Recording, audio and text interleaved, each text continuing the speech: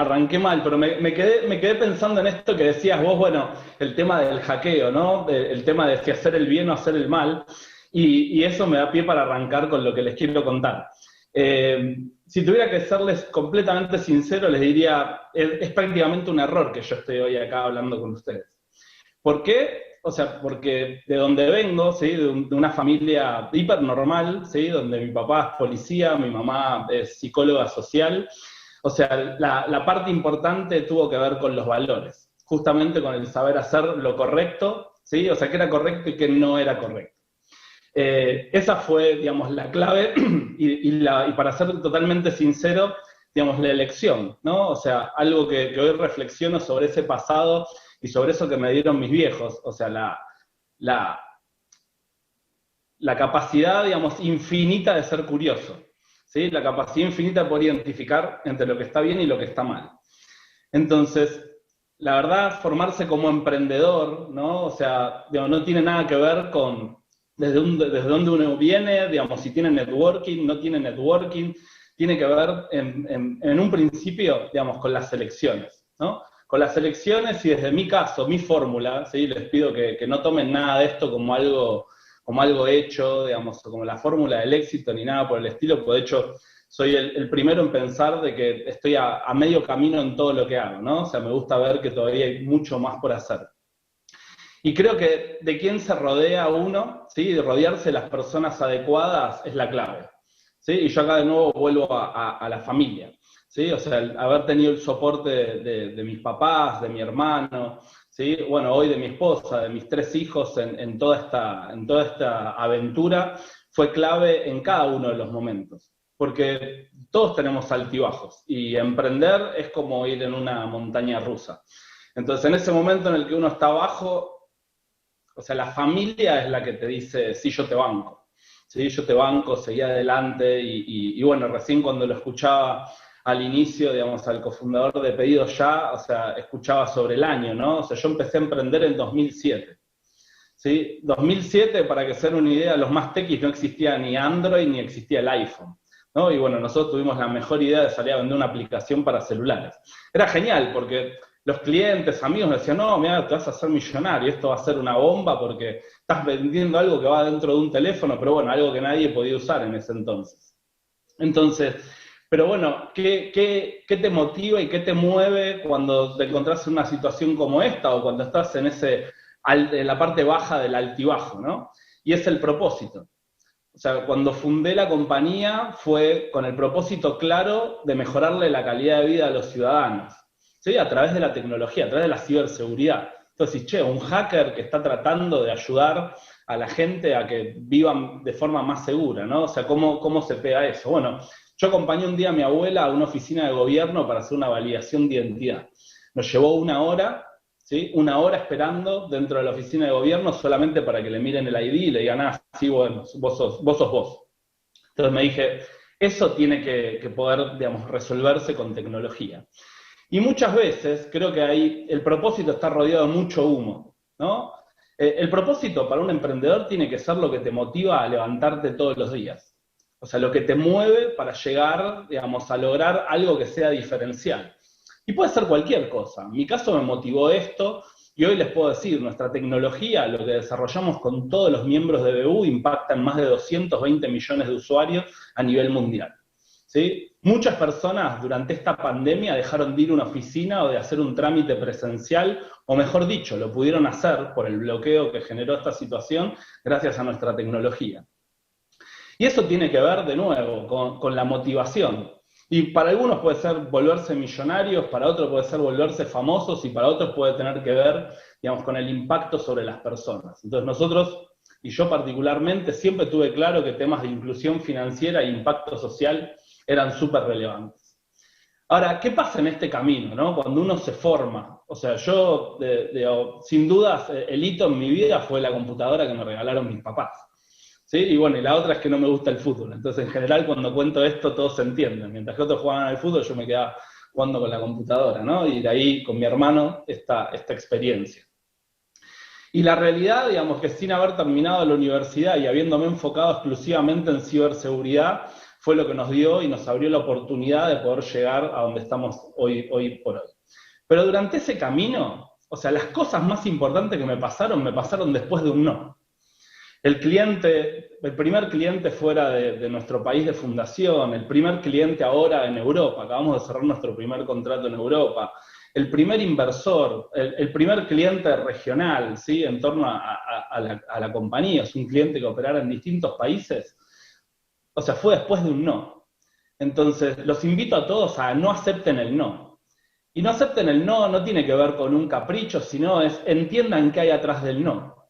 O sea, en cada una de las batallas en las que un cliente, un socio, un potencial partner dentro de lo que estás haciendo te dice no, seguramente hay algún requerimiento que no estás cumpliendo, ¿sí?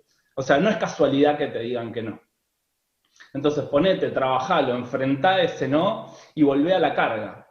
O sea, atrás de esos no, lo que pudo hacer que cambie cada una de esas situaciones, sin duda alguna, fue mi persistencia. En cada uno de esos casos, que además, esto que les contaba recién, cambió el rumbo de la compañía. ¿Sí? Por ejemplo, cuando logramos trabajar con el Brow, los que tengan el Brow en Uruguay como cliente y usen la llave digital, bueno, eso es culpa nuestra. Entonces, eso asegura cada vez que vos haces una transferencia, ¿sí? Que estás enviando dinero tal vez a otro país. Pero bueno, al principio no estábamos preparados y nos tuvimos que preparar. Entonces, y esa preparación muchas veces tiene que ver con el pensar, bueno, ¿cómo quiero estar dentro de un año? ¿Cómo quisiera que mi compañía, incluso Sebastián, esté dentro de un año? Entonces, ya eso, y bueno, acá lo conecto con algo que me dice siempre mi socio Ariel Arrieta, y gran amigo, de correr el eje del tiempo.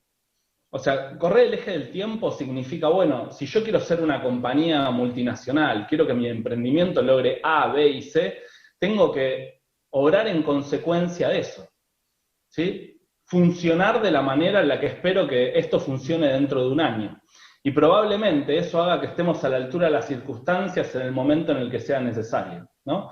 Porque en definitiva, digamos, lograr aprovechar esa oportunidad, o sea, depende de que nosotros estemos a la altura de las circunstancias. Y como emprendedores, y sobre todo, digamos, en nuestra región, que muchas veces sentimos que todo cuesta el triple, ¿sí? Pero no se olviden que hoy tenemos todo un contexto, ¿no? Antes, bueno, riéndome de la mega presentación, digamos, que hicieron, o sea, muchas de esas organizaciones, o incluso, digamos, Endeavor, NextTP Labs, ASEA, bueno, no sé si la ANI, digamos, existía en el 2007, ¿sí? Entonces, digamos, hoy tenemos todo un contexto que nos puede ayudar a lograr, digamos, estar a la altura de las circunstancias. El tema es poder tener la capacidad hoy de ver qué voy a necesitar dentro de un año, ¿sí? O sea, y sobre todo, esas decisiones que vamos a tomar como emprendedores, ¿sí? Creo yo que la clave está en entender, bueno, sobre esta decisión que voy a tomar hoy, ¿cómo va a impactar dentro de 5 años? ¿Cómo va a impactar, digamos, esa decisión en mi empresa y en mí personalmente? Porque nosotros vivimos constantemente pensando en el futuro, vivimos constantemente trazando planes, ¿sí? Pero la realidad es que la vida siempre es hoy.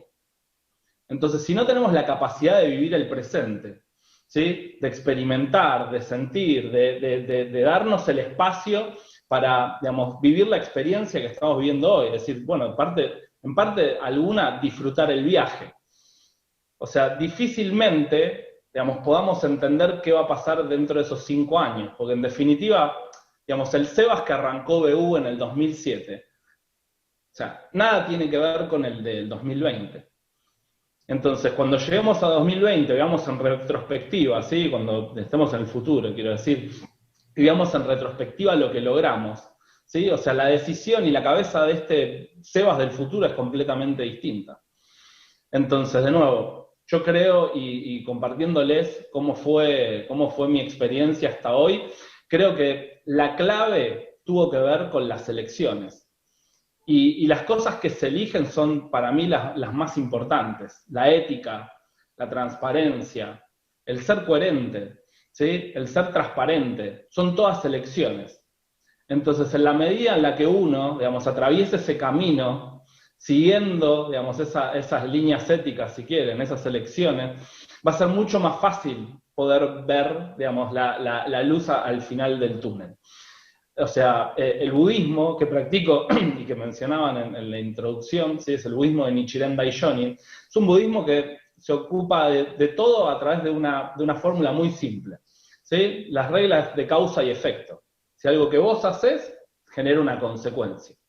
Entonces es bastante simple, o sea, no le hagas al otro lo que no querés que te hagan, ¿sí? Y si haces el bien, potencialmente vas a recibir algo bueno.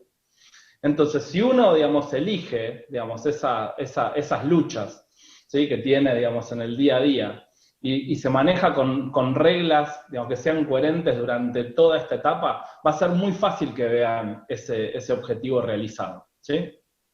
Porque en definitiva, o sea, lo que yo aprendí es, no existe la casualidad, porque tiene que ver con la determinación. O sea, yo durante toda mi historia tuve clarísimo que quería lograr ese propósito, ¿sí? O sea, que quería poder ayudar a las personas, por más que en muchos de los casos me encontré con gente que me decía que está loca, ¿sí? Que era poco humilde mirar, digamos, ese propósito, sobre todo por el lugar desde el cual nosotros queremos ejecutarlo y hacerlo, ¿sí? Pero fue la determinación la que cambió el contexto. O sea, la determinación de un solo individuo puede cambiar toda una nación. Puede cambiar, digamos, la realidad del mundo entero. Entonces es fundamental que cada mañana ustedes lean esa determinación, refresquen ese propósito por el cual se levantan y están trabajando, porque esa es la única nafta, es el gas, digamos, que necesitan para poder, digamos, recuperarse de cualquiera de esos altibajos, porque lo van a tener. O sea, yo llevo 13 años emprendiendo, ¿sí? Que puede ser mucho o poco, para mi vida es casi el 35%, ¿sí? Por lo tanto es muchísimo, muchísimo tiempo, y me pasa constantemente repreguntarme, ¿esto es lo que quiero hacer? ¿Esto es lo que tengo ganas de hacer? Entonces, creo que si seguimos compartiendo ese propósito claro, ¿sí? Y es algo, digamos, que ustedes pueden lograr, además, digamos, transmitir y compartir con su equipo, o sea, de nuevo, la determinación. O sea, todo, digamos, lo que hagan va a tener que ver con, digamos, el efecto, ¿sí? Que van a conseguir, digamos, de cada una de las acciones que lleven adelante. Así que bueno, disfruten el viaje, ¿sí? O sea, lleguen a ese destino que se trazaron. Creo que, digamos, algo que durante este tiempo también me sirvió muchísimo para poder medir qué era lo que hacía, es que cada vez que me pongo un objetivo, llego, digamos, al destino, haya sido exitoso o no. Digamos, porque una vez que uno llega al destino puede analizar, digamos, si ese viaje fue el que deberíamos haber hecho, no, qué cambios, aprendizajes hacer hacia adelante. Así que bueno, muchísimas gracias por esta grandiosa oportunidad. Espero que esto haya servido como un pequeño shortcut, un acceso directo para ustedes. Y bueno, estoy acá a disposición y gracias a todo el equipo de Endeavor Uruguay que hacen un trabajo maravilloso en el ecosistema emprendedor día a día.